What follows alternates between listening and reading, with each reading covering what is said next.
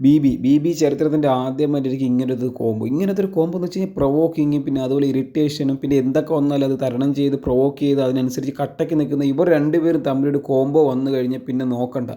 Big ബോസിൽ പിന്നെ ആരൊക്കെ ഉണ്ടെങ്കിലും എന്തൊക്കെ നടന്നാലും ഇവർ രണ്ടുപേരും കട്ടയ്ക്ക് നിന്ന് കഴിഞ്ഞാൽ തീരാവുന്ന പ്രശ്നമുള്ളൂ. ഇപ്പം ജാസ്മിൻ ഗബ്രി അതിന് പകരം ഇപ്പം ജാസ്മിൻ ഗബ്രി ഇല്ല, ഇപ്പം ജിൻഡോയും ജാസ്മിനും ഒരുമിച്ച് കഴിഞ്ഞ് എൻ്റെ പൊന്നെ എന്നാൽ ഗെയിം വേറെ ലെവൽ പോകും ഉറപ്പാണ്. കാര്യം ഇവർ രണ്ടുപേരും പ്രൊവോക്കിങ്ങിൻ്റെ ആളാണ്. ഇവർ രണ്ടുപേരും അങ്ങനെ വലുതായിട്ട് കരയാറുമില്ല. പക്ഷേ പ്രൊവോക്കിങ് തുടങ്ങിക്കഴിഞ്ഞാൽ ഇവർ ഇല്ലാതാക്കി കളയും അവർ രണ്ടുപേരും. കാര്യം ഇവർ ടീമായി കഴിഞ്ഞാൽ സെറ്റാണ്. പക്ഷേ അതിനകത്ത് ഇൻഡിവിജ്വലായിട്ടാണ് കളിക്കേണ്ടത്, അതാണ് യാഥാർത്ഥ്യം. പക്ഷേ ഇപ്പം ജാസ്മിൻ ഗബ്രി ഒരു കോംബോ പോയില്ലേ. ഇപ്പോൾ അർജുൻ അതുപോലെ ശ്രീതു അങ്ങനത്തെ ഒരു കോംബോ പോകല്ലേ. ഈ കോംബോ പോലെ ഇവർ രണ്ടുപേരും ഒരു കോംബോ ആയി കഴിഞ്ഞാൽ എന്നാൽ കേരളം ഏറ്റെടുത്തിരിക്കും, യാതൊരു സംശയമില്ല. ഇപ്പം ജാസ്മിന് കുറച്ച് നെഗറ്റീവ് അങ്ങനെ എന്തെങ്കിലും ഉണ്ടെങ്കിൽ പോലും ഇങ്ങനത്തെ ഒരു കോംബോ വന്നു കഴിഞ്ഞാൽ അതൊക്കെ മാറും.